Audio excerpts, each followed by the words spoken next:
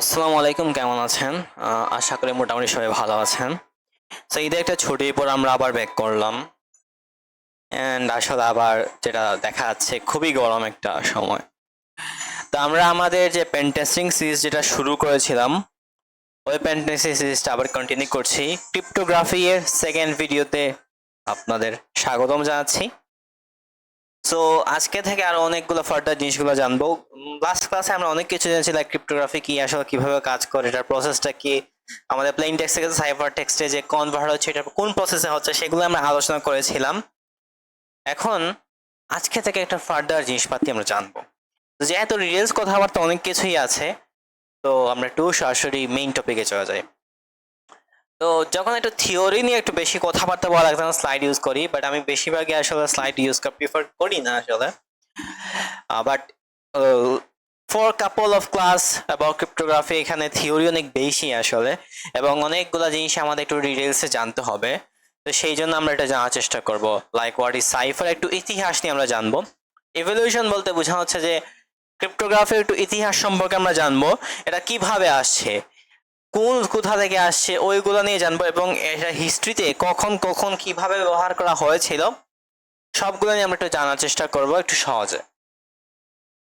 প্রথমত এখানে কিছু চারটা ইরা নিয়ে আমরা একটু কথাবার্তা বলতে চাচ্ছি। তো প্রথমত চারটা ইরাটা আমরা এভাবে আমি যদি ডিস্ট্রিবিউট করি বা এভাবে আমি বলতে পারি যে ফিজিক্যাল হাইডিং, তারপর দ্য ম্যাথমেটিক্যাল লিপ, তারপর ইন্ডাস্ট্রিয়াল মেকানিক্স, তারপর দ্য ডিজিটাল ফাউন্ডেশন। এরা চারটা ইরার কথা বোঝা হচ্ছে, চারটা সময়ের কথা, যে আসলে কোন জায়গাতে ক্রিপ্টোগ্রাফিটা আসছে এবং উন্নতি হতে হতে হতে কিভাবে বর্তমান জায়গায় পৌঁছে গিয়েছে সেগুলা। আপনাকে আসলে পড়তে হবে না কোর ইনসাইটে কি বলছে, এটা আপনাকে এটা পড়তে হবে না।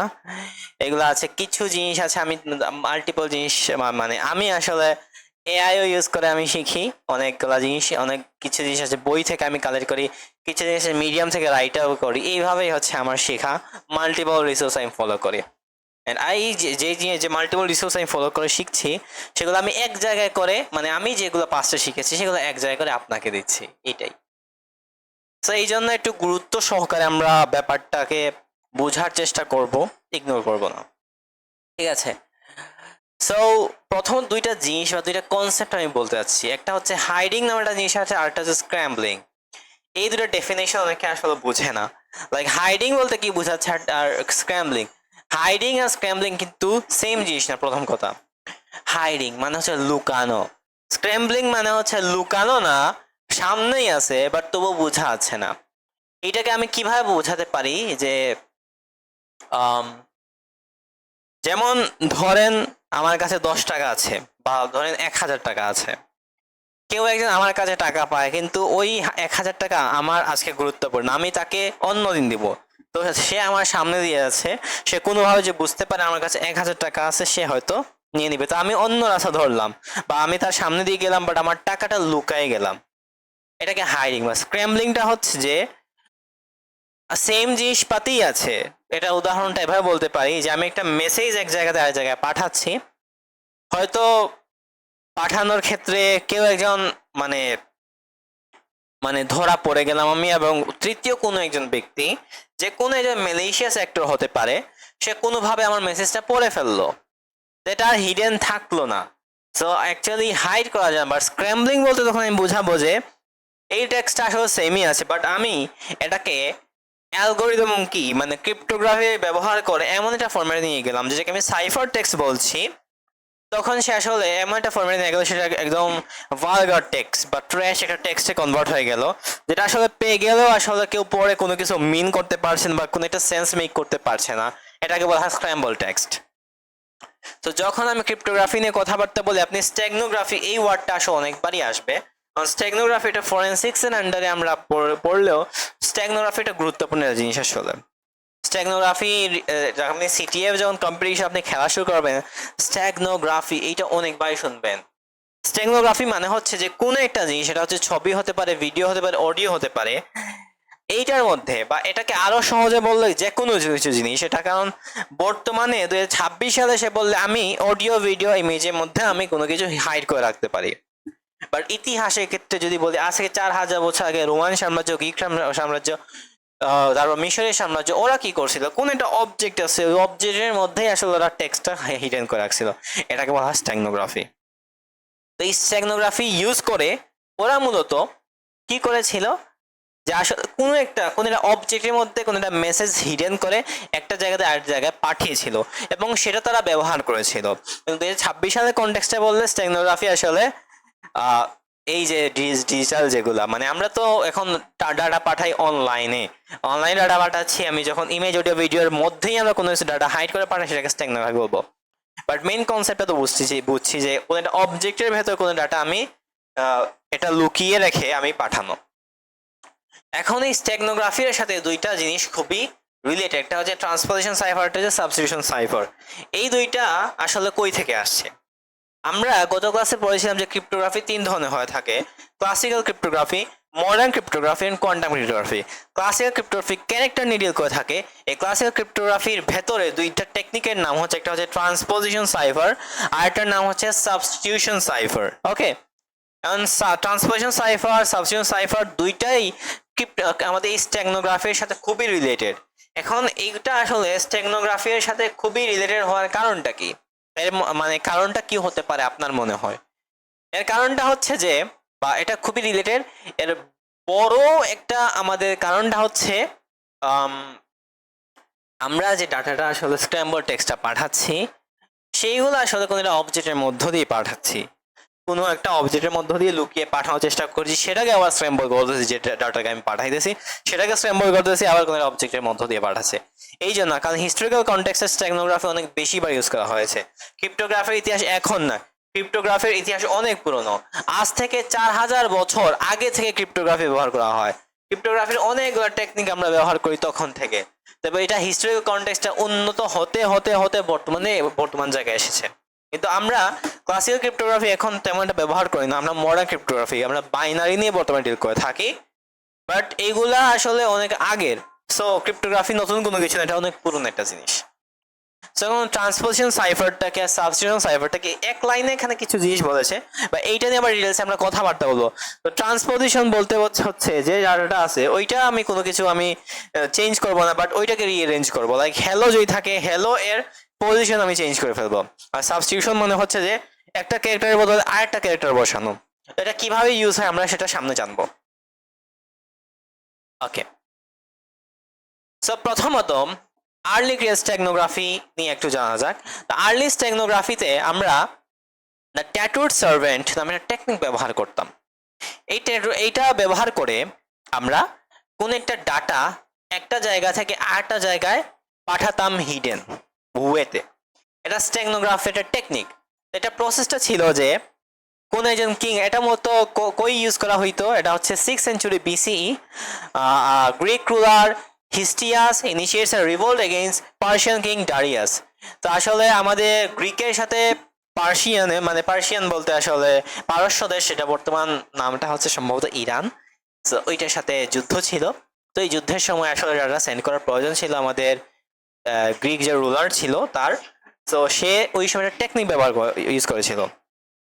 টেকনিকটা এখানে আপনি তো সিম্পলি 5টা স্টেপে বলে দিয়েছে, বাট আমি আরো সহজে যদি বলি, আসলে প্রসেসটা কি ছিল যে সে একজন তার বিশ্বস্ত যে সার্ভেন্ট আছে, সার্ভেন্টের প্রথমত মাথা মুন্ডন করেছে, টাকলা বানাই ফেলছে। তারপর ওইখানে আসলে যে হিডেন ডাটা যেটা আছে ওইটা ওইখানে লিখছে মাথার মধ্যে। তারপর অপেক্ষা করছে যে আবার চুল গজাক। চুল যখন গজাই গেছে তখন আসলে সে পাঠাই দিছে হিডেন মেসেজটা যার কাছে পাঠানো দরকার ছিল। প্রসেসটা বলে দিছে যে সেই মানে সার্ভেন্টকে বলছে যে যার কাছে পাঠানো হচ্ছে সে তাকে যে প্রসেস বলে কিভাবে হিডেন ডাটা দেখতে পাবে। তারপর যার কাছে পাঠানো হয়েছে সে কি করলো, যা ওখানে পৌঁছানোর পর সে মাথাটা আবার মুন্ডন করলো, তারপর সে হিডেন ডাটা দেখতে পেলো। খুবই ইজি টেকনিক, সিম্পল টেকনিক। ওই সময় মাথায় তেমন মানে ওই সময়ের হিসাবে খুবই এফেক্টিভ ছিল। অ্যান্ড আসলে ওই সময় এইভাবে আসলে মেসেজ হিডেন পাঠানো হতো। এটার নাম হচ্ছে দ্য ট্যাটুড সার্ভেন্ট, এই টেকনিকটার নাম হচ্ছে।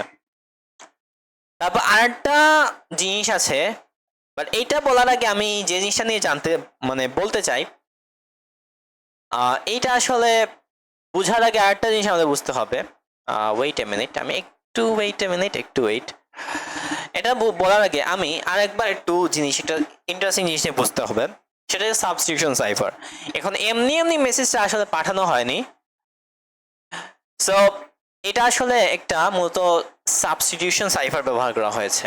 বা সাবস্টিটিউশন সাইফার এই জিনিসগুলো আমি আরো সামনে জানবো, আবার সাবস্টিটিউশন আমি অলরেডি বলে ফেলেছি। বাট সাবস্টিটিউশন সাইফারের ক্ষেত্রে যে জিনিসটা গুরুত্বপূর্ণ, সাবস্টিটিউশন বলি বা আমরা ট্রান্সপোজিশন বলি, দুইটার ক্ষেত্রে হচ্ছে আমাদের যে চেঞ্জটা হচ্ছে একটা ক্যারেক্টারের মধ্যে এর সাথে আরেকটা ক্যারেক্টার। লাইক সাবস্টিটিউশনের ক্ষেত্রে এটা প্রসেসটা আসলে কি, সাবস্টিটিউশন সাইফারটা আর ট্রান্সপোজিশন সাইফারটা আমি প্রথমত বলি এইগুলা, তারপর আমি আসলে ভালো বোঝাতে পারবো। কারণ সাবস্টিটিউশন সাইফারটা এক্সাম্পলটা হচ্ছে ট্যাটুর সার্ভেন্ট, এটা সাবস্টিটিউশন সাইফারের আন্ডার একটা টেকনিক। এটা আমি প্রথমত বলি যে সাবস্টিটিউশন সাইফারটা আসলে কাজটা করতেছে কিভাবে। তো আমি এই জন্য ফর এক্সাম্পল এখানে আমি একটু নোটপ্যাড ডট পিডব্লিউ এইটা একটু ওপেন করি। এটা আমি অনলাইনটা নোটপ্যাড আমি অনেক বেশি ইউজ করে থাকি, এই জন্য রাখলাম। ফর এক্সাম্পল আপনি মনে করেন আপনার ব্যাপারটা এরকম যে আপনার মেসেজটা হচ্ছে হ্যালো ওয়ার্ল্ড, যেটা হচ্ছে এ নামে একজন ব্যক্তি আছে, সে এ নামের ব্যক্তি, সে বি নামের আরেকজন ব্যক্তি আছে, তার কাছে এই মেসেজটা মূলত পাঠাবে। তার উদ্দেশ্য বর্তমানে এটাই তার টার্গেট। এখন সে যদি ফ্র্যাঙ্কলি বললে, এখন যদি সে এমনি পাঠাই দেয়, তাহলে তৃতীয় পক্ষ যদি কেউ কোনোভাবে মেসেজটা দেখে ফেলে, হিডেন থাকতো না। He is very concern about his privacy. সে চাচ্ছে সে যেন যা বুঝতে পারে মেসেজটা আর যার কাছে পাঠানো হয়েছে এই দুইজন ব্যক্তি ছাড়া তৃতীয় কোনো ব্যক্তি যেন কোনোভাবেই আসলে মেসেজটা কি সে কোনোভাবেই যেন জানতে না পারে।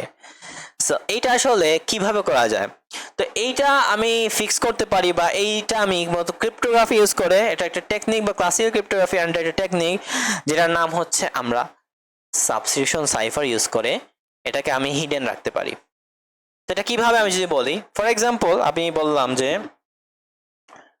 টোটাল জিনিসটা আমি বললাম যে আমাদের প্রথমে আমি 26টা ক্যারেক্টার একটু লিখছি।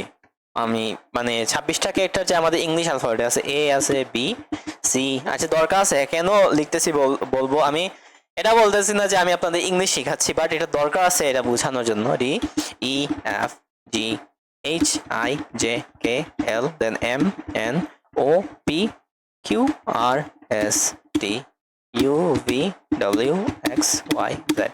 আই গেস এখানে আছে 1 দেখি 2 3 4 5 6 7 8 9 10 আচ্ছা 26টা আছে মোটামুটি, if I am not wrong. So আমি বললাম যে এইখানে এরকম যে টোটাল মেসেজটা হ্যালো ওয়ার্ল্ড, তো এই যেটা আছে এইটা সাবস্টিটিউট হয়, মানে এটা চেঞ্জ হয় আমি যে বসাবো, মানে দুই ক্যারেক্টার, মানে এর মানে কিটা হচ্ছে যেটা আছে ওটা ঠিক পরবর্তী দুইটা আমাদের ক্যারেক্টার যেটা আছে, দুই ক্যারেক্টার পরে যেটা আছে যে লেটারটা আছে ওইটার সাথে সাবস্টিটিউট করব। এইটা হচ্ছে আমার সিম্পল মেথড। সো সেই ক্ষেত্রে আমাদের হ্যালো ওয়ার্ল্ডটা কি হবে, এই যেটা আছে ওইটা হয়ে যাবে যে ই যেটা আছে এটা দুইটা ক্যারেক্টার হচ্ছে এফ জি, তাহলে এটা হয়ে যাবে জি। তারপর ই যেটা আছে সরি এল যেটা আছে, তো এলটা হচ্ছে এম এন, তো এটা হয়ে যাবে এন এন। তারপর ও যেটা আছে এটা হচ্ছে কিউ। আর ওয়ার্ল্ডের যে ব্যাপারটা ওয়ার্ল্ডটা হয়ে যাবে এক্স ওয়াই। তারপর আবার ও যেটা এটা হচ্ছে কিউ হয়ে যাচ্ছে, রাইট। তারপর আমাদের আর যেটা আছে সেটা হয়ে যাচ্ছে টি, তাহলে এটা হলো টি। তারপর আবার আমাদের এল আসছে যেটা আমাদের এন হবে, আর এই যে ডি যেটা আসছে ই এফ এটা হচ্ছে এফ। এখন এটা হচ্ছে বর্তমানে সাইফার টেক্সট। এখন এই সাইফার টেক্সটটা যদি কেউ দেখে আসলে সে বুঝতে পারবে না আসলে এই মেসেজটা বলতে কি বোঝানো হচ্ছে, এটা কি কোনো মেক সেন্স করছে, জানতে পারবে না। সো আমি একটা স্পেসিফিক অ্যালগরিদম ইউজ করেছি, অ্যালগরিদম আর কি ইউজ করেছি। তো এখানে কিটা কি, কিটা হচ্ছে যে এখানে যেটা আছে ওইটার পরবর্তী দুই ক্যারেক্টার পরে যে লেটারটা আছে ওইটা দিয়ে আমি সাবস্টিটিউট করে ফেলতেছি, ঠিক আছে। এটা হচ্ছে আমার কি। সো এই কিটা ইউজ করে আমি টোটাল জিনিসটা করে ফেলেছি। এটা হচ্ছে সিম্বল সাবস্টিটিউশন সাইফার। সাবস্টিটিউশন সাইফারের একটা এক্সাম্পল আমি যদি বলি, আপনি অনেকবার হয়তো শুনেছেন যেটার নাম হচ্ছে সিজার সাইফার। তো সিজার সাইফারটাও এইরকমই ছিল। তো সিজার সাইফারটার নাম হয়তো আপনারা অনেকবারই শুনেছেন। আমাদের জুলিয়াস সিজার একজন রোমান সম্রাট, তার নাম হয়তো অনেকবার আপনারা শোনার কথা। তিনি এই সিজার সাইফারটা বের করেছেন। তো এই সিজার সাইফারে উনি আসলে কি করছিলেন যে আসলে এটা উনি টেকনিকটা বের করেছিলেন যে এই যে সাবস্টিটিউট করে, মানে এটা মূলত 3 পজিশন বা 4 পজিশন পরে যে ক্যারেক্টার আছে ওইটা দিয়ে চেঞ্জ করে ফেলো। এটা আসলে কি হিসেবে জানতে হবে কয় ক্যারেক্টার পরে এটা হচ্ছে। সো এটা একটা এক্সাম্পল যেটা বলি, যেমন রড 13। এটা রড 13 মানে হচ্ছে রোটেশনাল 13, মানে হচ্ছে যেটা আছে ওইটা 13 ক্যারেক্টার পরে যেটা আছে ওইটাতে চেঞ্জ করে ফেলো। আমি এটার এক্সাম্পল দেখাই যে rod 13 encode decode. Rod 13 encoder আমি দেখাই প্রথমত। এটা অনলাইন অনেক রড 13 এনকোড ডিকোডার পাবেন। তো আমি সিম্পল একটা জিনিস বলি, যেমন হ্যালো ওয়ার্ল্ড, এখানেও লিখলাম হ্যালো ওয়ার্ল্ড, এই যে। তো হ্যালো ওয়ার্ল্ড যখন লিখলাম এটা আসলো URYRBGBYK, এটা হচ্ছে আমাদের সাইফার টেক্সটটা। এটা 13 ক্যারেক্টার পরে যদি চিন্তা করি, এখন দেখেন 13 ক্যারেক্টার পরে, সো এখানে আছে 1, তারপর আছে 2 3 4 5 6 7 8 9 10 11 12 13। তো এইটার এইচের 13 ক্যারেক্টার পরে, এখন এইচের 13 ক্যারেক্টার পরে চিন্তা করলে এখানে আছে 1 2 3 4 5 6 7 8 9 10 11 12 13। তো 13টা কি ইউ না? এরপর ই এর 13 ক্যারেক্টার পরে আছে আর, তারপর আমাদের এল এর 13 ক্যারেক্টার পরে ওয়াই, ও এর 13 ক্যারেক্টার পরে বি আছে। তো আশা করি বুঝতে পেরেছেন আসলে সাবস্টিটিউশন সাইফার বলতে কি বোঝা হচ্ছে। তো এইরকম কোনো কিছু না, আসলে সে সববার একটা স্পেসিফিক ক্যারেক্টারের ক্ষেত্রে চিন্তা করবে। এইটা আমি এভাবে বলতে পারি যে স্পেসিফিক এই ক্যারেক্টার যেটা আছে ওইটার পরিবর্তে অন্য কিছু আপনি বসান। এইরকম না যে প্রতি ক্ষেত্রেই আমাদের এত ক্যারেক্টারের একটা পার্থক্য, এত ক্যারেক্টারের একটা সাবস্টিটিউট করে ফেলো বা চেঞ্জ করে ফেলো, এইরকম আসলে হয় না। বা এটা সিজার সাইফার থেকে এটা আসছে যে এটা তুমি এত ক্যারেক্টার পরে যে জিনিসটা সেটা বসাই ফেলো। বাট আমি যে জেনারেলাইজ টেকনিক বলে, যেমন হয়তো আমি বলতে পারি এর পরিবর্তে তুমি বসাবা সি, ধরো, বাট এই বললাম আর কি। এর পরিবর্তে তুমি বি বসাবা ফর এক্সাম্পল, বাট তুমি সি এর পরিবর্তে কি বসাবা? সি এর পরিবর্তে ই বসাবা। এটা এভাবে আমি অর্ডার বলে দিলাম। এটাই কি আমার, এটাই কি যেটা জাস্ট আমি জানবো আর যার কাছে আমি মেসেজ পাঠাবো সে জানবে, ঠিক আছে? আশা করি এখন ব্যাপারটা ক্লিয়ার আছে সাবস্টিটিউট সাইফারকে। এখন সাবস্টিটিউট সাইফারের ক্ষেত্রেই আমরা মূলত এই যে দ্য ট্যাটুড সার্ভেন্ট, এই টেকনিকটা আমরা এই সাবস্টিটিউট সাইফার ক্ষেত্রে ইউজ করতাম। এখন আমরা ট্রান্সপোজিশন সাইফার নিয়েও জানবো। ট্রান্সপোজিশন সাইফার এটাও একটা ইন্টারেস্টিং একটা জিনিস। ট্রান্সপোজিশন সাইফারটা আমি একটু সহজে বলি। এখন এই জিনিসটা আমি এটা আপনাকে দেখে দেওয়ার চেষ্টা করব। আর এইটা আমি যেটা বলছি এটা হচ্ছে সাবস্টিটিউট সাইফার, সাবস্টিটিউট সাইফার, ঠিক আছে? আশা করি বুঝতে পেরেছেন। এখন এখানে নিচে একটু আসি, নিচে একটু আমি ট্রান্সপোজিশন সাইফারে আলোচনা করা যাক যে ট্রান্সপোজিশন সাইফার। ট্রান্সপোজিশন সাইফারটা এটাও আমার কাছে ইন্টারেস্টিং লাগে। ট্রান্সপোজিশন সাইফারটা হচ্ছে যে যেটা আছে ওইটা আমি চেঞ্জ করবো না, কোনো কিছুই আমি চেঞ্জ করবো না, বাট আমি রিঅ্যারেঞ্জ করবো যে জিনিসটা আছে। আমি এগেইন বললাম হ্যালো ওয়ার্ল্ড, হ্যালো ওয়ার্ল্ড জিনিসটা বললাম, তো এটা রিঅ্যারেঞ্জ করে আমি এভাবে বললাম। ধরো ফর এক্সাম্পল বললাম যে ওটা সামনে আসলো আর এলটাও সামনে আসলো আর এইচ ই, আর ওয়ার্ল্ডটাকে আমি বলতে পারি এটা ডিএল হইলো ও ডব্লিউ আর। এইভাবে আমি একটা পজিশনে চেঞ্জ করেছি। এখন এইটার এইটা কি সেম লাগতেছে কারো কাছে? না, আসলে কারো কাছে সেম লাগছে না। এটা হচ্ছে ট্রান্সপোজিশন সাইফার, জাস্ট রিঅ্যারেঞ্জ করেছি। বাট এটা কিটা এখানে কি কিটা হচ্ছে আসলে আমি কোনটার বদলে কোনটা মানে রিঅ্যারেঞ্জ মানে কিভাবে করতেছি, এটা আসলে এটাই হচ্ছে আমাদের কি হিসেবে কাজ করবে। জাস্ট এটা একটা মতো একটা বেসিক এক্সাম্পল হিসেবে কাজ করছে। আশা করি বুঝতে পেরেছি ট্রান্সপোজিশন সাইফারটা কি। এই ট্রান্সপোজিশন যে সাইফারটা আছে, আচ্ছা এই যে ট্রান্সপোজিশন সাইফার আছে এইটার এক্সাম্পল কিন্তু এখানে দিয়েছে। তো আমি যেহেতু আপনি দেখতে পাচ্ছেন ফিজিক্যাল ট্রান্সপোজ স্কাইটেল, স্কাইটেল ট্রান্সপোজিশন সাইফার একটা এক্সাম্পল। স্কাইটেল নামে একটা মতো, এটা মতো খুবই ইন্টারেস্টিং একটা জিনিস আসলে। স্কাইটেল জিনিসটা আমি বোঝাতে যাচ্ছি কিভাবে আমি বলতে পারি, আমি বলি। এটা হচ্ছে স্কাইটেল নামে একটা জিনিস আছে। স্কাইটেলটা হচ্ছে এইরকম, মানে আপনি প্রথম আমি ব্যাপারটা বুঝাই ফেলি বা স্কাইটেলটা আসলে কি প্রথম একটু বলি। ফার্স্ট অফ স্কাইটেল নামে একটা জিনিস আছে, সেটা কাঠ দিয়ে বানানো হতো একটা যন্ত্রের মতো বলতে পারেন, যেটা 7th সেঞ্চুরি বিসিতে ইউজ করা হতো, ইউজ বাই গ্রিক্স এন্ড স্পার্শিয়ানস। তারা ইউজ করতো। The character no change, only rearranged without wooden rod of the exact same diameter. The interpreter punishment just looks like meaningless strip of random letters. আচ্ছা আচ্ছা, অনেকে বুঝে নাই কি আসলে, এইটা আপনাকে ইগনোর করেন, আপাতত আপনি ইগনোর করেন, বুঝতে হবে না এখানে কি বোঝা যাচ্ছে, আমি সহজে বুঝাই বলতেছি। স্কাইডেল নামে একটা জিনিস আছে, আমি একটু যদি গুগল করে দেখাই যে স্কাইডেল, স্কাইডেল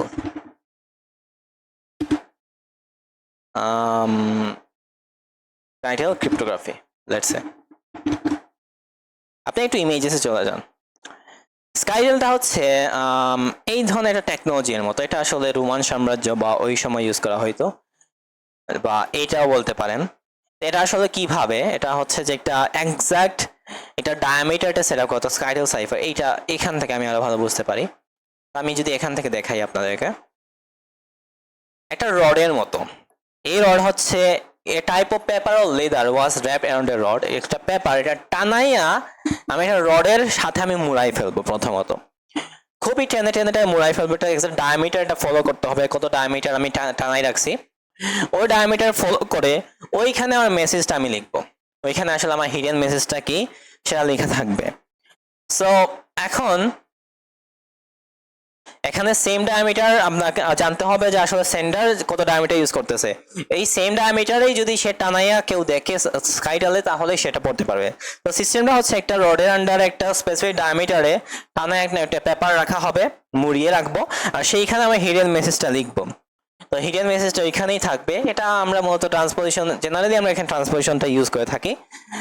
সো এখানে ট্রান্সপোজিশন সাইফার আমাকে ম্যানুয়ালি কোনো কিছু করতে হয় না আসলে। ট্রান্সপোজিশনের ক্ষেত্রে পজিশন চেঞ্জ এরকম কোনো কিছু করা লাগে না, কারণ এমন ভাবে টানানো থাকে আসলে। যখন আমি টানিয়ে লিখি, এটা এভাবে র্যাপ আপ করা থাকে, তখন আসলে মেসেজটা লেখা হয়। কারণ আপনি যদি রড থেকে মানে রড থেকে বের করে ফেলেন ব্যাপারটাকে, এটা ট্রান্সপোজিশন সাইফ অলরেডি হয়ে গেছে। এটা স্ক্র্যাম্বল একটা মেসেজ লাগে যে একটা একটা দূরে পজিশন চেঞ্জ হয়ে গেছে এরকম লাগতেছে, কোনো মেক সেন্স করছে না, রাইট?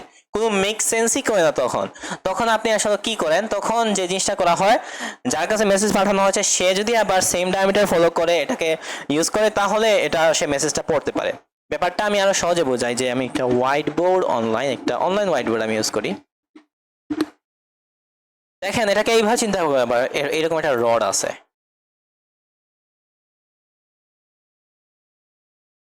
চিন্তা করছো এখানে একটা রড আছে।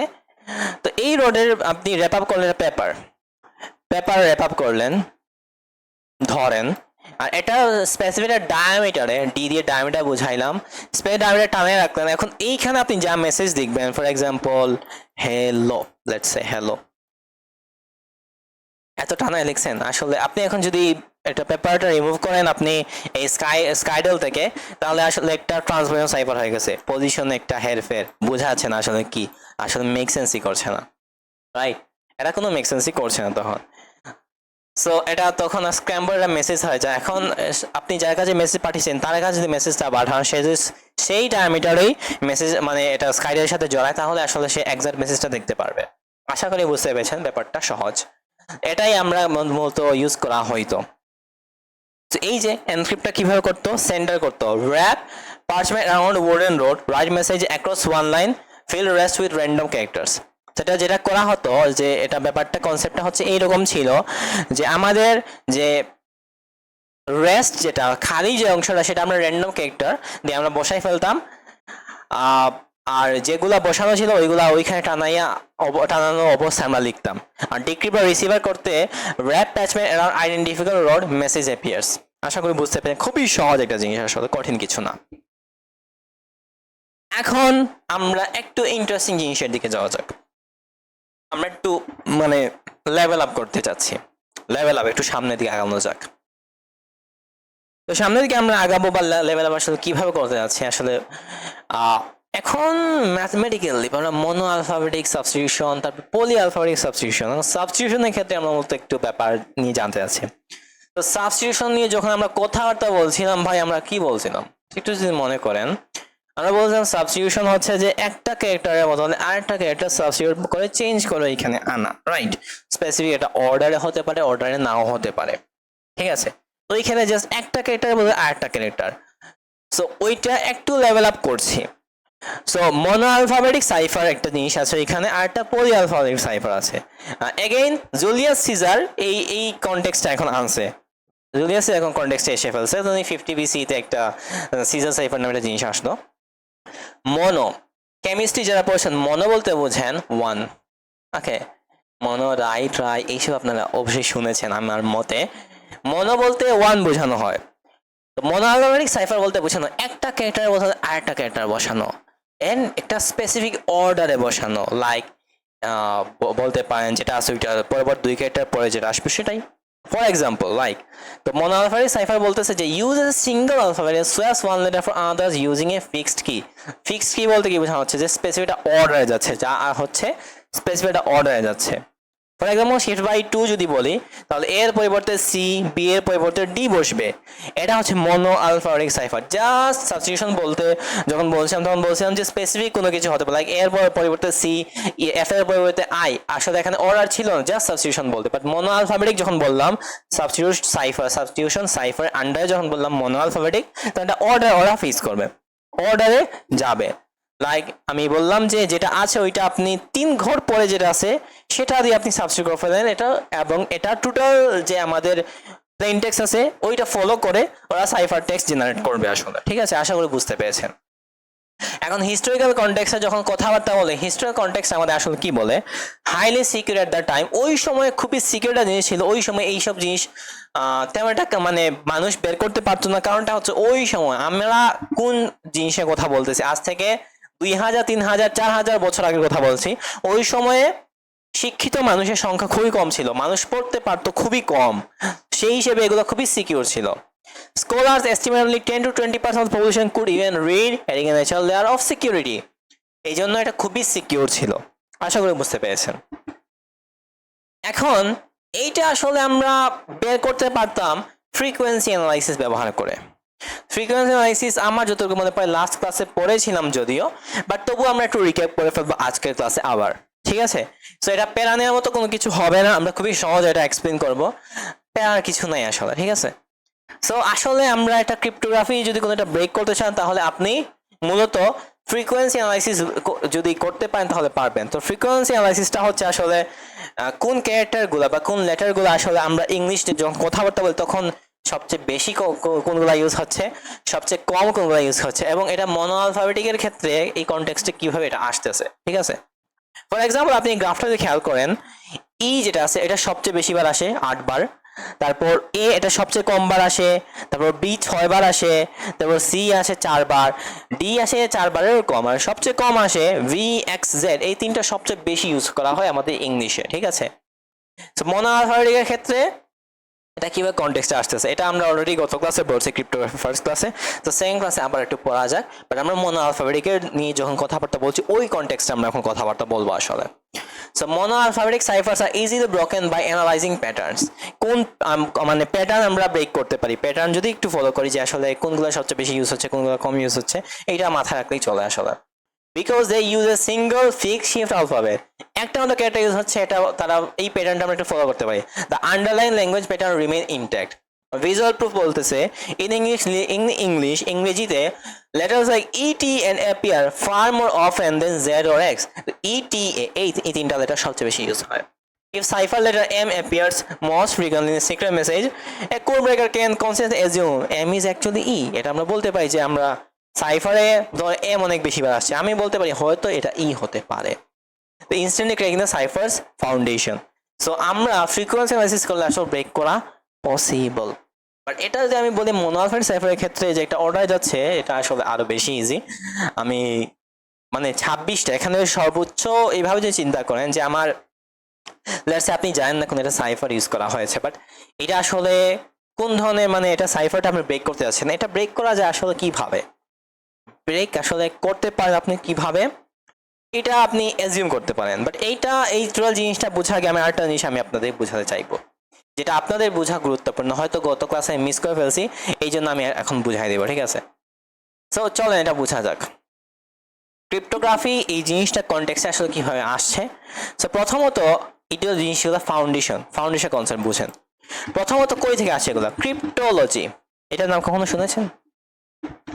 ক্রিপ্টোলজি নামে একটা জিনিস আছে, এই ক্রিপ্টোলজি নামে যে জিনিসটা ওইটা থেকে বাকি যা জিনিস সব আসছে। এই ক্রিপ্টোলজি যেটা আছে ওইটাকে দুইটা ভাগে ভাগ করা যায়। সরি, এটা ক্রিপ্টোলজি না, এটার মেইন নামটা আমি একটু বলি, সরি আমি আরেকবার একটু ক্ষমা চেয়ে নিচ্ছি। আসলে এটা হচ্ছে ক্রিপ্টোনালাইসিস। আচ্ছা সরি, এটা ঠিকই আছে, ওয়েট আমি একটু সহজে বুঝাই, আর এটা আমি একটু ডিলিট করতেছি। তো এই যে ক্রিপ্টোলজিটা আছে, এই ক্রিপ্টোলজিকে আপনি দুই ভাগে ভাগ করতে পারেন। ঠিক আছে, একদল মানুষ হচ্ছে যারা সিকিউর করবে, আরেকদল মানুষ হচ্ছে সিকিউর জিনিসটাকে ভাঙবে। একদল মানুষ সিকিউর করবে, আরেকদল মানুষ সিকিউর যে জিনিস ওইটাকে ভাঙবে। তো এক ধরনের মানুষ হচ্ছে ক্রিপ্টানালাইসিস। ক্রিপ্টা, আচ্ছা যদি আমার হ্যান্ডরাইটিংটা না বুঝেন অবশ্যই আপনি কমেন্ট করবেন, আমি বলে দিব। ক্রিপ্টানালাইসিস। আরেক ধরনের মানুষ হচ্ছে ক্রিপ্টোগ্রাফি। আচ্ছা,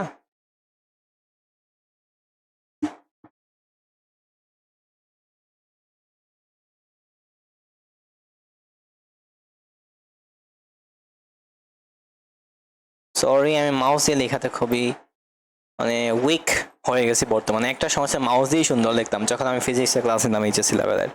আচ্ছা, ক্রিপ্টোগ্রাফি হচ্ছে সেই ফিল্ড যেখানে আসলে সিকিউর করাটাই হচ্ছে কাজ। প্রতিটা জিনিসকে সিকিউর করা। অনলাইনে যা আছে ক্রিপ্টোগ্রাফি না থাকলে কোনো কিছু সিকিউর থাকবে না, আপনি জানেন। অনলাইনে এত এত কিছু হচ্ছে, আপনি কলে কথা বলতেছেন, আপনি আপনার ফ্রেন্ডের সাথে চ্যাটে কথা বলতেছেন, এত এত কিছু হচ্ছে। সিকিউরিং যদি সিকিউর আপনি না করেন, সবাই তো সবকিছু দেখতে পারবে, আপনার মেসেজ যা আছে সব দেখতে পারবে, রাইট? আপনার কল যাচ্ছে সেটা থার্ড পার্টি কেউ শুনতে পারবে। এর জন্য ক্রিপ্টোগ্রাফি গুরুত্বপূর্ণ। আমরা তো ক্রিপ্টোগ্রাফি নিয়ে কাজ করি, আমাদের কাজ হচ্ছে জিনিসটা ভাঙা, তো আমরা ক্রিপ্টোনালাইসিস যে ফিল্ড ওইটা নিয়ে আমরা মতো কাজ করে থাকি। সাইবারের কনটেক্সটে ক্রিপ্টোনালাইসিসটাই যে জিনিসটা হচ্ছে ওইটা নিয়ে আমরা কাজ করি, বাট আমরা প্রফেশনাল ক্রিপ্টোনালাইসিস না।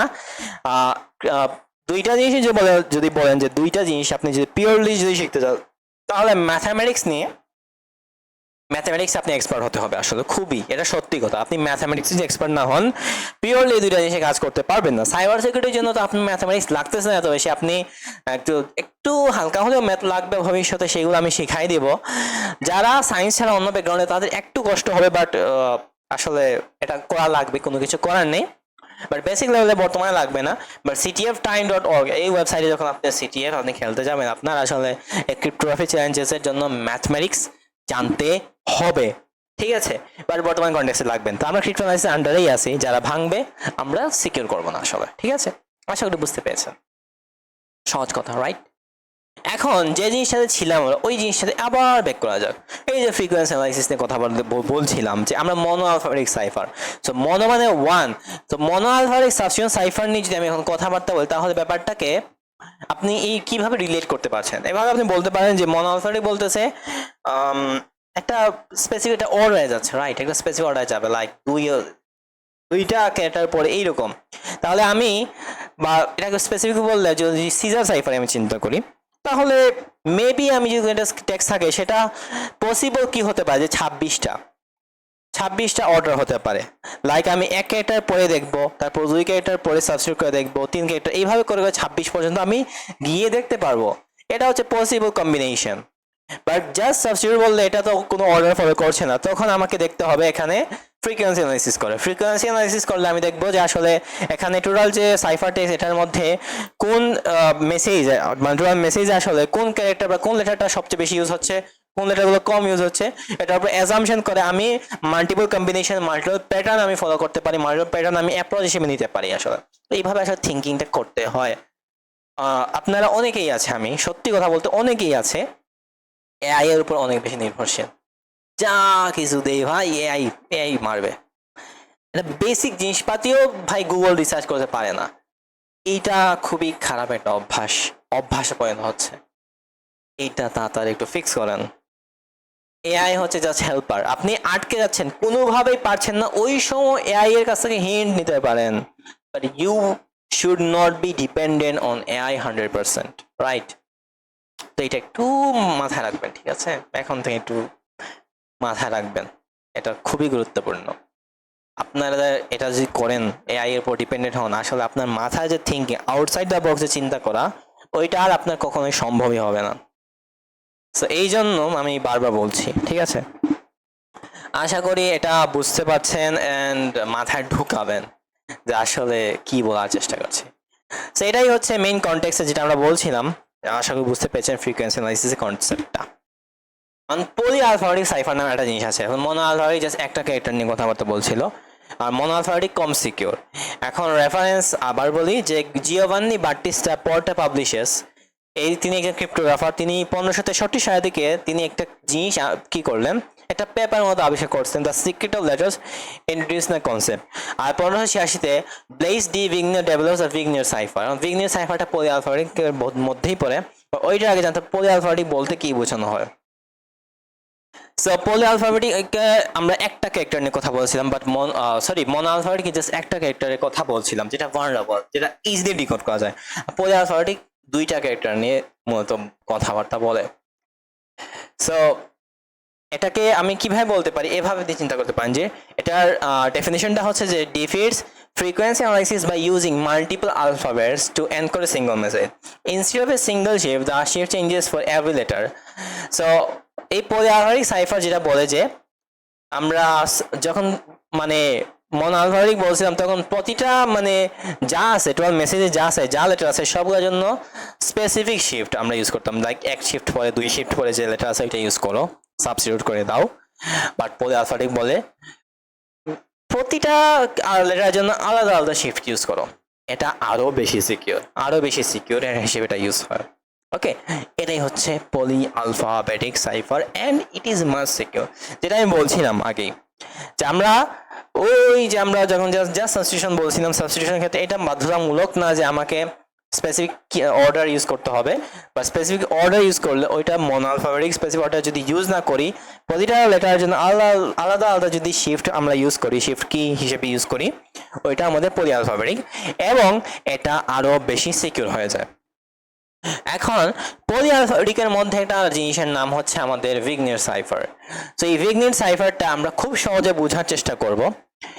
এটা আসলে খুবই ইন্টারেস্টিং একটা জিনিস, এবং এটা যদি বুঝতে পারেন তাহলে আপনি আরো অনেক কিছুই করতে পারবেন। এবং এটা আমার কাছে খুবই মজার একটা জিনিস আসলে আমার কাছে মনে হয়েছে, এবং আমরা এটা আসলে এখানে দেখবো না আসলে কিভাবে কি হচ্ছে, বাট আমরা এইটাই পলি আলফাবেটিক সাইফারটা বা ভিগনিন সাইফারটার কনটেক্সটে আমরা একটু বোঝার চেষ্টা করি। এটা আমরা এখান থেকে বুঝবো না, আমি এখানে হোয়াইট বোর্ডে নিয়ে বুঝাবো। বাট হোয়াইট বোর্ডে বোঝানোর আগে আমি এখানে একটু জিনিস গুগলে সার্চ করি। ভিগনের সাইফারটা ছবি নিতে চাচ্ছি আসলে আমি, ভিগনের সাইফার। তো ভিগনের সাইফারটা আমি এই ছবিটা মূলত এটাও নিতে পারি। আচ্ছা দেখি, এটা একটু ক্লিয়ার ছবি যদি হয় নেওয়া যায়, এটা খুবই ছোট, আমার মতো আরো ক্লিয়ার একটা ছবি দরকার। ফর এক্সাম্পল লেটস সি,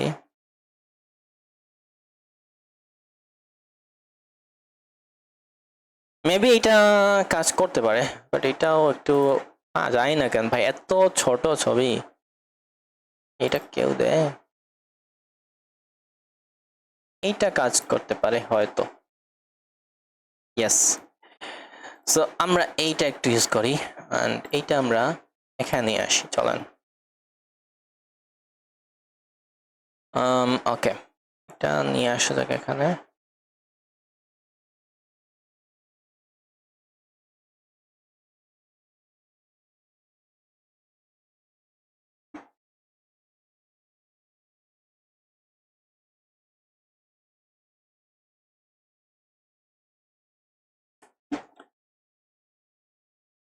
এত সময় লাগছে কেন এটার আবার?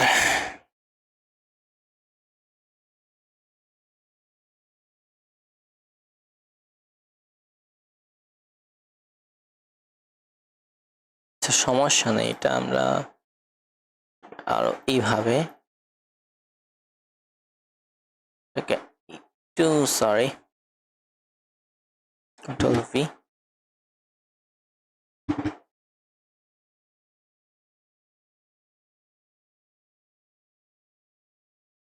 আমি একটু ওপেন, সামটাইমস কোনো কিছু প্রবলেম করতে পারে, বাট আমরা যদি তবুও প্রবলেম করে, অনলাইন হোয়াইট বোর্ড আরো আছে আসলে, সো কোনো সমস্যা হবে না। দেখে আর কি কি আছে।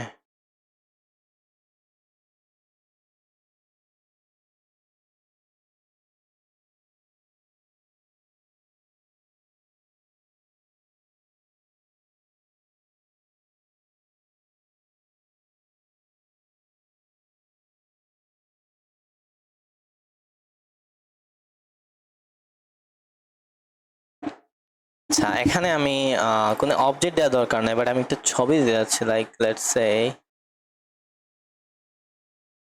লেটস সি জাস্ট পেস্ট যদি করি, এই যে দেখতে পাচ্ছেন এটা আসছে এখানে। সো এইটা আমি এখানে নিয়ে আসলাম। এটা খুবই সহজ একটা জিনিস, এবং এটা আমরা এখান থেকে বোঝার চেষ্টা করবো, ঠিক আছে? সো এখন আমি যদি ফর এক্সাম্পল আমাকে প্রথমে টেক্সট দেখতে হবে যে আসলে আমি কোন মেসেজটা আমার, যেটাকে আমি সাইফারটেক্সে কনভার্ট করব, আর একটা কি আমাকে নিতে হবে। প্রথম আমি যদি টেক্সটটা দেখি আসলে কোন টেক্সট আমার, আসলে টেক্সটটা কি যেটা সাইফার টেক্সটে কনভার্ট করব। তো আমার এক্সাম্পল হিসেবে আমি দিলাম যে হ্যালো ওয়ার্ল্ড, যেটা আছে হ্যালো ওয়ার্ল্ড।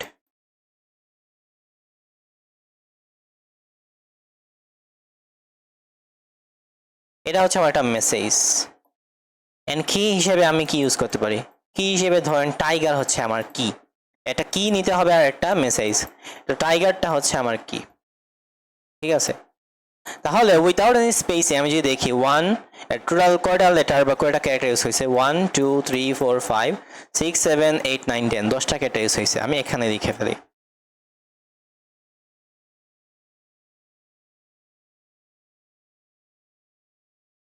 রাইট, এখানে 1, তারপর ধরেন এখানে 2 আছে, তারপর হচ্ছে আমাদের 3, তারপর 4 5 6 7 8 ফাইনাল 9 10। তাহলে কি মেসেজ আসলো, হচ্ছে কোনো স্পেস না দিয়ে যেভাবে সেভাবে লিখেন, তো হ্যালো হ্যালো, তারপর ওয়ার্ল্ড WO, তারপর হচ্ছে RL, তারপর D, আর আপনি কিটা লিখেন সেটা হচ্ছে টাইগার, রাইট, TI, তারপর GER, এবং যতক্ষণ না এন্ড হচ্ছে এই কিটা আবার রিপিট করবেন। তো এটা দুইবার লিখতে হবে টাইগার। তো এটা দিয়ে এরকম হয়তো যে টাইগার অর্ধেকই শেষ হয়ে গেছে, টাইগারের যতটুকু ক্যারেক্টার পায় ততটুকু আপনি লিখবেন, ঠিক আছে? কারণ সেম অর্ডার হতে হবে, কি এর সাথে সেম অর্ডার, এটা হওয়ার জন্য আপনি এভাবে লিখবেন। আপনি সবসময় এই ধরনের ওয়ার্ড কি হিসেবে পাবেন না যে যেটা আসলে প্লেন টেক্সটের অর্ডারের সাথে ম্যাচ করছে, তখন আপনি ওইটা রিপিট করবেন ততক্ষণ পর্যন্ত যতক্ষণ না পর্যন্ত এই ক্যারেক্টার মানে এটা পূর্ণ হয়ে যাচ্ছে, ঠিক আছে? সো এইটাও গেল। সো এখন আমরা ক্যারেক্টার বাই ক্যারেক্টার এটাকে আমরা মতো করব, বাট এটা করার আগে আরেকটু wait, maybe I want to select something, wait a minute, just wait a minute more. আচ্ছা দরকার নাই, আমি একটু wait a minute, sticky note templates, sticky note তো দরকার নাই যদিও, শেপ, আচ্ছা ঠিক আছে, একটু রেক্ট্যাঙ্গুলার একটু শেপ আমি এখানে দিয়ে দিতে পারি। যেমন এইটা হচ্ছে আমাদের একটা শেপ দিয়ে দিলাম, ঠিক আছে, অলরাইট, ওকে ফাইন। এখন আমি যদি একটু খেয়াল করি আমার আসলে কি কি জিনিস আছে এখানে, খেয়াল করে দেখেন। প্রথমত এইজ হচ্ছে প্রথম ক্যারেক্টার নিয়ে ডিল করবো, এটা ক্যারেক্টার বা ক্যারেক্টার ডিল করা হয়ে থাকে। এখন যদি ডিল করে দেখেন এখানে এটা হচ্ছে এইজ আছে বর্তমানে, আর একটা কালারটা যদি চেঞ্জ করি একটু, ওয়েট এ মিনিট, কালারটা আমি কালারটা চেঞ্জ করে আমি দিয়ে দিব এখন, দিয়ে দিলাম গ্রিন, এটা মাচ বেটার। এটা বর্তমানে এখানে আছে এইচ আর এখানে আছে টি, ওকে? তো আমি দেখবো প্রথমে এইখানে এইচ কোথায় আছে, এইচটা কোথায় আছে এবং টিটা কোথায় আছে, আমি একটু দেখবো এখানে আসলে। যদি খেয়াল করে এখানে এইচটা কোথায় আছে এন্ড টিটা কোথায় আছে, সো এই জায়গাতে যদি দেখি এখানে আছে এইচটা, রাইট, এই জায়গাতে এইচ আছে প্রথম অর্ডারে, রাইট। তো এইটার জন্য হচ্ছে ক্যারেক্টারের জন্য, আর এটা হচ্ছে কি এর জন্য ব্যবহার করব। আর টিটা কোথায় আছে এই জায়গায়, আমি যদি দেখি টি টি টি, এটা হচ্ছে টি। এই দুইটা কোন জায়গাতে গেলে ইন্টারসেক্ট করতেছে, যদি খেয়াল করেন আপনি এই জায়গা থেকে আপনি টানেন আর এটা ইন্টারসেক্ট করতেছে এই জায়গাতে এসে এতে, তো ইন্টারসেকশন পয়েন্টটা হচ্ছে আমাদের এ, রাইট, ইন্টারসেকশন পয়েন্টটা এ। তাহলে প্রথমটা এনক্রিপ্টেড টেক্সট হচ্ছে এ, রাইট। তারপর আমি যদি ই দেখি তাহলে এইখানে হচ্ছে আমাদের ই, আর এখানে এনক্রিপ্টেড মেসেজটা আছে আই, তাহলে এখানে হচ্ছে আমাদের ই, আর এনক্রিপ্টেড মেসেজ আছে আই, তাহলে আইটা কোন জায়গা আছে, আইটা হচ্ছে এই জায়গায়, তাহলে ইন্টারসেক্ট করতেছে কোন জায়গা, তো ই থেকে নেমে আসলো এই জায়গাতে, এন্ড আইটা হচ্ছে এই জায়গা, তাহলে ইন্টারসেক্ট করতেছে এম এ, রাইট, তাহলে এনক্রিপ্টেড মেসেজটা হচ্ছে এম। তারপর এখানে এল জি এল ই, তাহলে আমি এখানে হচ্ছে এল, এটা হচ্ছে মেইন ইন্ডেক্স, আর কি এর জন্য আমি যদি দেখি কি এর জন্য আমরা ইউজ করছি জি, তাহলে জিটা আছে কোন জায়গা, জিটা হচ্ছে এই জায়গাতে, তারা আসলে কোন জায়গায় ইন্টারসেক্ট করতেছে, এল এবং জি, তাহলে জি থেকে আমি যাব আসলে এই জায়গা থেকে এখানে, আর নিচে দিকে নামি তাহলে এই জায়গাতে ইন্টারসেক্ট করতেছে আর এ, তাহলে এনক্রিপ্টেড মেসেজটা হচ্ছে আর। তো সেম ভাবে সেম অর্ডারে আমরা বাকি জিনিসগুলো পেয়ে গেলে আমরা জিনিসটা পাবো, সেটা হচ্ছে আমাদের এনক্রিপ্টেড মেসেজ হবে, ঠিক আছে। সেইটা আমি পুরোটা করতেছি, আমি তিনটা মাত্র করছি, বাকিগুলো আসলে আপনি অলরেডি কনসেপ্টটা বুঝে গেছেন এটা আসলে কিভাবে হয়েছে। ওকে, আশা করি বুঝে গিয়েছেন। এখন আমরা এটা অলরেডি বুঝে গিয়েছি, তো আমরা একটু সামনে আগাই। বাট এটা হচ্ছে আমাদের বিগনির সাইফারটা। The speed of war, evolution of transmission. এখন আসলে কোনো একটা ব্যাপার নিয়ে কথাবার্তা বলা হচ্ছে, আসলে এটা কিভাবে ইভলিউশনটা হইল। যখন আমি এনশিয়েন্ট টাইমের কথাবার্তা বলি 4000 বছর আগে, তখন riders on horseback, homing pigeons, messenger dogs এইগুলা ইউজ করে এক জায়গা থেকে আরেক জায়গায় মেসেজ পাঠানো হতো। তখন রিসিভার স্লো হইতো বা ইজিলি কিল বা ইন্টারসেপ্টার ফিজিক্যালি। প্রি মডার্ন, যেটা হচ্ছে মাঝখানে 1500 দশক 1900 দশকের দিকের কথা, তখন signal flags, cannon blast, coordinate lights এইগুলো ইউজ করে আমরা মূলত পাঠাইছি। সো এটা ratio limited by line of sight and weather. So এই কিছু মেথড ইউজ করতাম। আর মডার্ন মডার্ন টাইমে মানে বর্তমান সময় টেলিগ্রাফ, টেলিফোন, রেডিও এইটা ইউজ করে আমরা মূলত মেসেজ পাঠাই, এবং এটা খুবই ফাস্ট। তো রিস্ক হচ্ছে instantaneous but vulnerable to mass invisible interception. এটা তিনটা মানে ওয়ারের ক্ষেত্রে তিনটা একটা ইভলিউশন, মানে কোন জায়গা থেকে কোন জায়গায় আসে আসলে আপনারা বুঝতেই পারছেন। আমরা কোথায় ছিলাম 4000 বছর আগে, বর্তমানে কোন জায়গায় এসে পৌঁছে গিয়েছি। ওকে, তো এইটা নিয়ে যখন কথাবার্তা বলি, আসলে একটা মেসেজ আমি একটা জায়গা থেকে যখন আরেকটা জায়গায় পাঠাই, কিছু মেথড আমরা ইউজ করি।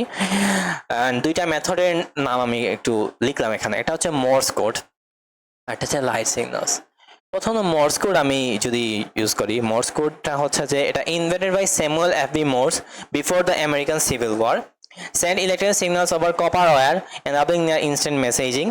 সো এটা আসলে বোঝাচ্ছেটা কি, এটা মোর্স কোড আসলে অনেকে আসলে বোঝে না। মোর্স কোডের কিছু এক্সাম্পল আমি আপনাকে দেখাতে পারি। আমি মোর্স কোড প্রথমে দেখাই, তারপর বলতেছি। বাট আশা করি এই জিনিসটা অলরেডি বুঝেছেন। আসলে আমি একটু ইভলিউশনের কথাবার্তা বলছি, ঠিক আছে। আর বর্তমান সময়ে আমরা কিভাবে মেসেজ পাঠাই, এটা কিছু টেকনিকের কথাই আমরা মতো এখানে উল্লেখ করছি। সো কঠিন কিছু না, তাই ঘাবড়ানোর মতো আসলে কোনো কিছু নাই, এটা প্যারা নিয়েন না, ঠিক আছে। সো আমি একটু যদি গুগল করি, গুগল যদি এখন করি, সো গুগল করলে আমি একটা জিনিস আমি আপনাদের দেখাবো, সেটা হচ্ছে যে একটু wait, Morse code encoder. So যে কোনো কিছু আমি দেখাই, যেমন এখানে আমি একটা মেসেজ দেখি, for example, hello world, I love cryptography. তো এই যে মেসেজটা লিখছি এখানে, এটা আসলে কেউ বুঝতে পেরেছেন এটা আসলে কি? অনেকেই বোঝে নাই। এটা হচ্ছে মোর্স কোড। এই যে হ্যালো ওয়ার্ল্ড ক্রিপ্টোগ্রাফি, এটাই আমি এনকোড করে মানে সাইফার টেক্সট হিসেবে এখন মোর্স কোড ইউজ করে আমি এটা বর্তমান এই পরিস্থিতিতে এসেছে। এই যে মেসেজটা হচ্ছে এটাই আসলে। কিন্তু কেউ তো বুঝতে পারে না আসলে এখানে বোঝাচ্ছেটা কি, রাইট? কেউই বুঝতে পারে নাই। এন্ড এটা সুপার ইন্টারেস্টিং, কারণ এই মোর্স কোডটা এটা আমেরিকান সিভিল ওয়ার আগে বানানো হয়েছিল, আর যে বানাইছিল তার নামই হচ্ছে মোর্স। সো এটা অনেক বেশি ইউজ হয়। কিছু মেথড যদি আমি বলি, সেটা হচ্ছে যে লাইক একটা স্পেস মানে হচ্ছে একটা ড্যাশ মানে হচ্ছে তিনটা ডটস, কিছু ফর্মুলাস, লেটার স্পেসেস মানে হচ্ছে একটা ডট, ক্যারেক্টার স্পেস মানে তিনটা ডট, আর ওয়ার্ড স্পেস মানে হচ্ছে 7টা ডট। এটা ইউজ করে অনেক বেশি করা হয়েছে। মানে ওয়ারের টাইমে এটা এক জায়গায় এক জায়গায় মেসেজ পাঠানো হয়েছে এটা ইউজ করে। এটা এটা আমেরিকানরা বের করছে এবং আমেরিকানরা এটা ইউজ করছে। আমি আপনাদের একটা ভিডিও দেখাতে চাই, সেটা দেখলে আরো ক্লিয়ার হবে না এই মর্স কোডের কনসেপ্টটা। আর জাস্ট একটু হোল্ড করেন, একটু স্ক্রিনটা একটু অফ করতেছি, জাস্ট বেশি হলে 1 মিনিট লাগবে, দেখাই দিচ্ছি। আমি ইউটিউবে চলে যাই।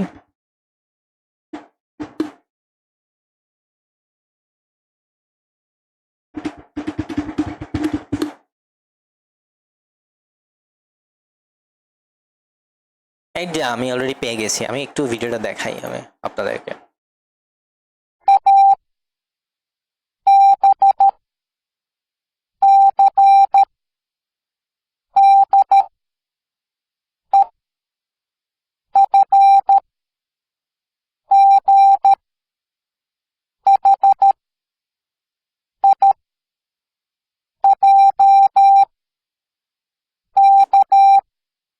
আর আমি গান টান এগুলো দেখা আছে, এগুলো আপনি ইগনোর করেন।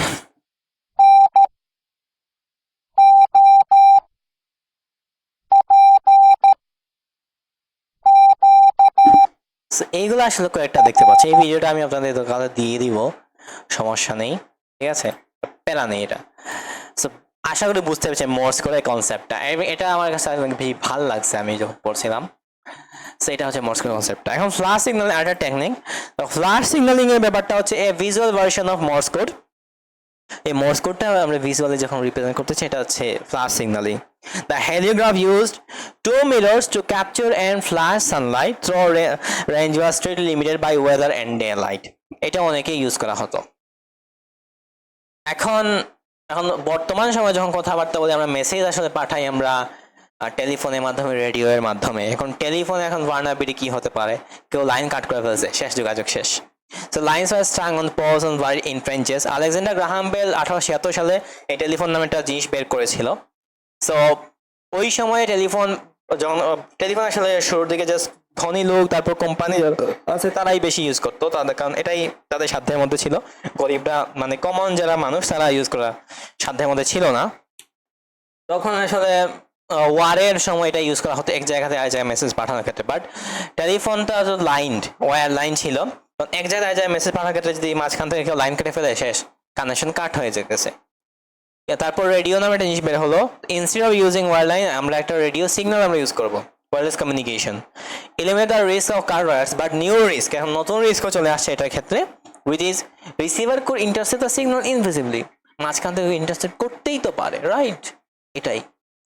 সো এখানে একটা কনক্লুশন আমরা বলতে পারি যে the universe interception thread directly drop the invention mechanical unbreakable encryption. So এটাও আমরা, এই জিনিসগুলোও আমরা আসলে ইউজ করেছি। এগুলো হচ্ছে ক্রিপ্টোগ্রাফি টেকনিক্স এর মধ্যে আসলে পড়ে, ঠিক আছে? আশা করি বুঝতে পেরেছেন। এখন আরেকটা টেকনোলজি আমাদের আসলো যেটা আসলে ওয়ার্ল্ড ওয়ার টুতে এটা ইউজ করা হয়েছিল, এন্ড এটার কনসেপ্টটা একটু ইন্টারেস্টিং আমার কাছে লাগছে। এটা কনটেক্সট, এটা আসলে কিভাবে কাজ করে এটা আমি পড়ছিলাম, এন্ড এটা আসলে আমার কাছে ভালো লাগছে। Enigma machine, which is super important and অনেক ইন্টারেস্টিং একটা মেশিন, অনেক পাওয়ারফুল একটা মেশিন ছিল। এটা একটা মেশিন যেটা আসলে কোনো একটা মেসেজ মানে এটাকে এনক্রিপ্ট করতে এটা ইউজ করা হয়েছিল। এটা ওয়ার্ল্ড ওয়ার টুতে ইউজ করা হয়েছিল, এন্ড এটা আসলে আমাদের জার্মানির নাৎসি বাহিনী ওরা ইউজ করেছিল ওয়ার্ল্ড ওয়ার টু এর সময় মেসেজ একটা জায়গা থেকে আরেকটা জায়গায় পাঠানোর ক্ষেত্রে। এটা কনসেপ্টটা আমার কাছে ভালো লাগছে। সেটা হচ্ছে যে এখানে প্রথমত হচ্ছে 5টা রোটরস আছে, এই 5টা রোটরসের মধ্যে 3টা রোটর সেম টাইমে কাজ করে। তারপর এখানে হচ্ছে এটা হচ্ছে ল্যাম্পবোর্ড। ল্যাম্পবোর্ডটা হচ্ছে আপনি এইখানে একটা কিবোর্ড আছে, এই যে কিবোর্ডে যা লিখবেন ওইটার পরবর্তী এনক্রিপ্ট হয়ে যে মেসেজটা যেটা আসতেছে ওইটা আসলে কি আসছে সেটা এখানে দেখাবে লাইট আপ করে। আর এখানে আছে প্লাগ বোর্ড। প্লাগ বোর্ডের কনসেপ্টটা হচ্ছে যে যে মেশিন যেটা আপনি এনক্রিপ্ট হয়েছে ওইটাকে আরো স্টেপ আপনি ফার্দার আসলে আপনি এনক্রিপ্ট করতে পারেন। এক্ষেত্রে দুইটা স্পেসিফিক লাইন, যেমন এ এবং এফ, এই দুইটার মধ্যে একটা লাইন ওয়্যার মিডিয়ামে লাগাই দিলেন, তখন এটা এফ হয়ে যাবে। এটা হলো মাল্টি স্টেপ। আর তারপরে আরো কিছু জিনিস আছে, কিবোর্ডে 26টা কিজ আছে, তারপর এইখানেও 26টা কি ল্যাম্পবোর্ডে আছে, প্লাগ বোর্ডেও 26টা সকেট আছে আসলে। এটা ইচ্ছা আসলে। অ্যান্ড এইখানে আমরা যখন এইটা যে রোটরস আসলে এখানে 7বার এনক্রিপ্ট হয় কোন একটা মেসেজ, 7বার এনক্রিপ্ট হবে। এটা 7বার এনক্রিপ্ট হয়ে এটা ব্যাক করে। সব জিনিসটা শুরু হয় এখানে যে ব্যাটারি আছে ওই জায়গা থেকে শুরু হয়। তো এই জিনিসটা আসলে আপনি যদি ডিটেলসে বুঝতে চান আপনি ইউটিউবে দেখতে পান ভিডিও। ইউটিউবে একটা ইন্টারেস্টিং ভিডিও পেয়েছিলাম, আপনি ইউটিউবে সার্চ করলেই পেয়ে যাবেন। বাট আমি সহজে বুঝাচ্ছি। এখানে 7বার এনক্রিপ্ট হয়, এটার মধ্যে ব্যাটারি দিয়ে কানেকশনটা শুরু হয়, ওইখান থেকে শুরু হয়। এখানে যা আছে একবার এনক্রিপ্ট হবে, 2বার, তারপর 3বার। আর এই স্টেপে 7বার এনক্রিপ্ট হয়, তারপর এখান থেকে যায়, তারপর এখান থেকে আমরা মানে আমি এখানে যা লিখবো ওইটা এখানে 7বার এনক্রিপ্টেড হবে। তারপর এইখানে আমাদের এই জায়গাতে একবার এনক্রিপ্টেড হবে, তারপর আরেকটা জায়গা আছে যেমন এই জায়গাতে আরেকবার এনক্রিপ্টেড হবে, নিচে সুইচে আছে অনেকগুলা। টোটাল বলতে পারেন 7 থেকে 9বার এনক্রিপ্টেড হয়ে মেসেজটা জেনারেট হইতো। এন্ড এখানে খুবই ইলেকট্রিক্যাল ইঞ্জিনিয়ারিং কনসেপ্টটা অনেক বেশি ইউজ করা হয়েছে। এটা জাস্ট আপনার ক্রিপ্টোগ্রাফি কনসেপ্ট দিয়ে এটা বানানো হয়নি, এটা ট্রিপল এর কনসেপ্ট অনেক ইউজ হয়েছে এটা বানানোর জন্য। তো এটা আসলে অনেক কিছু হয়তো বুঝতে পারেন না, কারণটা হচ্ছে এটা কমপ্লেক্স জিনিস। এটা বোঝাতে হলে আপনাকে এটা ল্যাব এনভায়রনমেন্টে 3D মডেল দিয়ে আপনাকে বোঝাতে হবে, ওটা সম্ভব হচ্ছে না। আপনি বুঝতে চাইলে চাইলে বুঝতে পারেন, তো এটা আমার কাছে ভালো লাগছে এটা কনসেপ্টটা। আর কনসেপ্টটা আপনি যতই বুঝেন না কেন, এটা কনসেপ্টটা একটু detail process, step by step কি হচ্ছে, তো অনেক সময় আসলে আমার মনে থাকে না, তো আমি একটু রিক্যাপ করি তখন। আপনি ইউটিউবে দেখতে পারেন, এটা আমি ডিটেলসে বলতে পারতেছি না, এটা অনেক লম্বা হয়ে যাবে। জাস্ট এটা নিয়ে যে ডিটেলসে বলতে চাই, আমি 30 মিনিটের ক্লাস বলতে পারবো যে আসলে এনিগমা মেশিন কীভাবে কাজ করে, বা এটা খুবই পাওয়ারফুল একটা মেশিন ছিল ওই সময়। বাট একজন এটা তো ব্রেক করছিল, Enigma machine quite for long time, এটার এনক্রিপ্ট করা মেসেজ অনেকে ব্রেক করতে পারে না, বাট একজন ব্রেক করেছিল আসলে। ওকে, এখন একটু ডিজিটাল এইজের দিকে আসি। আমরা World War I, World War II, আমরা অ্যানশিয়েন্ট টাইম সবগুলাই দেখে ফেলছি।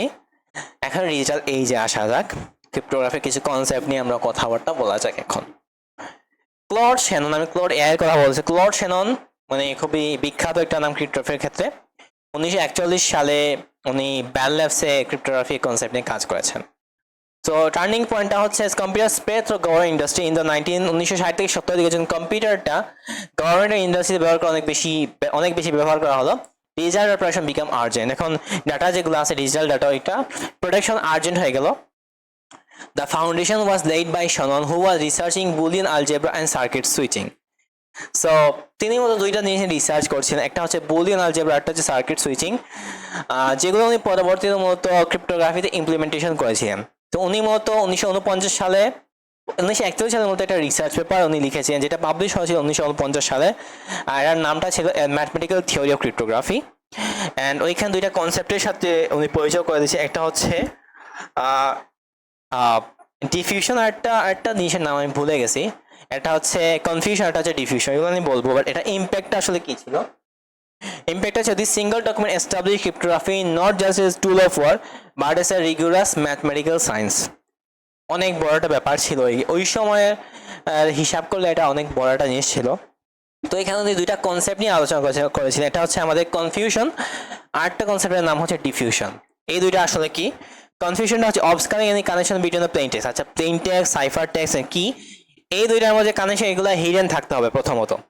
এটা ওনার কনসেপ্ট আরো সহজে বললে, ইভেন আপনার যে মানে প্লেন টেক্সট, এটা সাইফার টেক্সট, মানে এটা প্লেন টেক্সটটা আসলে কোথায় আছে, তারপর আমাদের মানে যে সার্ভার ইনফ্রাস্ট্রাকচার কি, ওইগুলো যে সব জেনে যায়, তবুও আমাদের মেসেজটা এনক্রিপ্ট থাকতে হবে। যতক্ষণ না পর্যন্ত আমাদের কি লিক হয় নাই, ততক্ষণ পর্যন্ত আমরা সিকিউর আছি, এবং এটা আসলে আমাদের relationship between plane text, cipher text কি, এইগুলোর মধ্যে যে রিলেশনশিপ, এইগুলো আমরা হিডেন রাখতে হবে, ঠিক আছে? The relationship must be so complex that a code breaker cannot realize a key from the ciphertext. আর diffusionটা কি? Spreading the influence of a single plain text bit or key bit across much of the cipher as possible. Changing in letter or a message should radically change the entire resulting code. Okay. এখানে আসলে বোঝাচ্ছে কি ডিফিউশনটা কি? ডিফিউশনটা হচ্ছে যে spreading the influence of a single plane text. Single একটা plane text bit অথবা কি বিট, একটা এটার যে ইনফ্লুয়েন্স যেটা আছে across as much of cipher text possible. Cipher টেক্সটের ক্ষেত্রে এটা এইরকম মানে ইম্প্যাক্ট হওয়া বা এটা ইনফ্লুয়েন্স হওয়া জরুরি। তো changing one letter the original message show radical change the entire resulting code. আপনি যদি প্লেন টেক্সটের মানে অরিজিনাল মেসেজে যদি জাস্ট একটা ক্যারেক্টার চেঞ্জ করেন, ওইটার ইম্প্যাক্ট যেন আমাদের প্লেন টেক্সটের টোটাল জিনিসটার মধ্যেই হয়, এবং এভাবে আমরা সিকিউরিটিটা রাখতে পারবো, ক্রিপ্টোগ্রাফিটা মেনটেন করে রাখতে পারবো। সো এটা ডিফিউশন, তারপর কনফিউশন, এগুলো মেনটেন করারও উনি বলে দিয়েছিলেন, রাইট? দুইটা জিনিস বলেছিলেন, এখন দুইটা জিনিস বলেছেন যে একটা হচ্ছে সাবস্টিটিউশন আর একটা হচ্ছে পারমুটেশন। এগুলো ইউজ করে আমরা এগুলো মেনটেন করে রাখতে পারি। এবং সাবস্টিটিউশন পারমুটেশন আসলে জিনিসটা কি? সাবস্টিটিউশনটা হচ্ছে একটা পরিবর্তে আরেকটা জিনিস দেওয়া, আর পারমুটেশনটা হচ্ছে যে একটা বিট নিয়ে আমরা যখন কথাবার্তা বলবো, যেমন সাবস্টিটিউশনটা হচ্ছে যে swapping one bit of character for other using a lookup table. এটাকে টেবল, এটা আমি সামনে কথা বলবো, বা সহজে বললে আপনি আসলে কি বলতে পারেন যে এস বক্স নামে এটা একটা লুকআপ টেবল, যেটার সাথে কম্পেয়ার করে একটা জিনিসের সাথে আরেকটা জিনিস আমি সাবস্টিটিউট করে ফেলবো। আর পারমুটেশনটা হচ্ছে rearrange the exact order of bits. এটা পারমুটেশন মানে হচ্ছে যে এটাকে আপনি কোন একটা জিনিস আছে যেটা মানে বাইনারিতে আছে, ওইটা বাইনারিটা রিঅ্যারেঞ্জ করা, এটাকে এভাবে বলতে পারেন যে ইনপুট যদি হয় 0 0 0 1 0 1 1 1, এখানে পারমিশন দুই ভাবে হতে পারে, এটা হচ্ছে রাইট সার্কুলার শিফট আর একটা হচ্ছে লেফট সার্কুলার শিফট। আমি বললাম যে 3 বিট রাইট সার্কুলার শিফট আমি করতে চাই, রাইট সার্কুলার ডান দিক থেকে হবে কিছু একটা। রাইট সার্কুলার যখন বলি আসলে তখন রাইট সাইড থেকে 111 এইতে রিমুভ করে যেটা আছে ওইটা থাকবে 00010, এবং এই 111 যেটা আছে ওইটা লেফট সাইডে বসাই যাবে, right? Wait a minute, left circular, okay ঠিক আছে। এখন লেফট সার্কুলার যদি বলতাম, লেফট সার্কুলার ধরি আমি 2 ক্যারেক্টার আছে, 2 ক্যারেক্টার লেফট সার্কুলার তো 2 shift 2 shift left circular maintain করতে চাই, তো 2 শিফট 00 এটা রিমুভ করে আমি এটা লাস্টে দিয়ে দিব। তো দুইটা যে রিমুভ করলে এটা আসে 010111, আর লাস্টে 2 জিরো আসছে, তো লাস্টে 2টা 0 বসবে। আশা করি বুঝতে পেরেছেন। আর এখন বর্তমান হিসেবে যদি বলি, আমরা শ্যানন প্রিন্সিপাল দিয়ে ডিজিটাল এজে আসছিলাম। তারপর তার ফেসেল সাইফার নামে একটা জিনিস আছে, এটা আসলে একটা কোন সাইফার ছিল না, এটা আইবিএম একজন সায়েন্টিস্ট, উনি ওনার নাম হচ্ছে হর্স ফেস্টেল, উনিরা বের করেছেন মতো। এটার মধ্যে একটা কোড ব্লকস বা একটা স্ট্রাকচার বলতে পারেন। তো স্ট্রাকচারটা হচ্ছে একটা ব্লক সাইফারের জন্য একটা স্ট্রাকচার উনি বানিয়েছেন। It utilises successive repeatable rounds of substitution permutation on blocks or data. এটা বুঝতে হবে না। আর Lucifer and beyond, Payton and his team used this structure to build the Lucifer cipher and used a 126 bit key, encrypted 128 blocks of text, and the legacy, the last key আসছে। The precise architecture become direct precursor to the data encryption standard DES, commanding the foundation for modern global digital security. DES জিনিসটাকে অনেকে বুঝে নাই, এই ইতিহাসটা আপনি মাথায় বাদ দেন। শ্যানন প্রিন্সিপাল তো আশা করি বুঝতে পেরেছেন, ডিফিউশন এফিউশন এটা আসলে কি। তারপর আমি যেটা বলছিলাম যে সাবস্টিটিউশন আর পারমুটেশন, এগুলো আমি বলে দিয়েছি, এটা জাস্ট হালকা ধারণা থাকলেই চলে। আর ফেসেল সাইফার তো বলেছি, আর লুসিফারটা কিভাবে আসে বলেছি। আর ডিএস হচ্ছে যে একটা ক্রিপ্টোগ্রাফি এর মূলত একটা অ্যালগোরিদম এটা, এবং এটা নিয়ে আমরা ভবিষ্যতে আপকামিং ক্লাসে আমরা জানবো। সো এটা অনেক ডিটেলস কথাবার্তা বলছি আজকের ক্লাসে, এন্ড মেবি একটু লম্বাও হয়ে গিয়েছে, বাট এটা আসলে ওয়ার্থ নোয়িং ইট। অ্যান্ড আজকের ক্লাসে এতটুকুই রাখছি, অ্যান্ড পরবর্তী ক্লাসে আবার দেখা পরবর্তী ক্লাসে আমরা সিমেট্রিক এনক্রিপশন বা সিমেট্রিক কি ক্রিপ্টোগ্রাফি নিয়ে আলোচনা করবো নেক্সট ক্লাস যেটা আছে ওইখানে।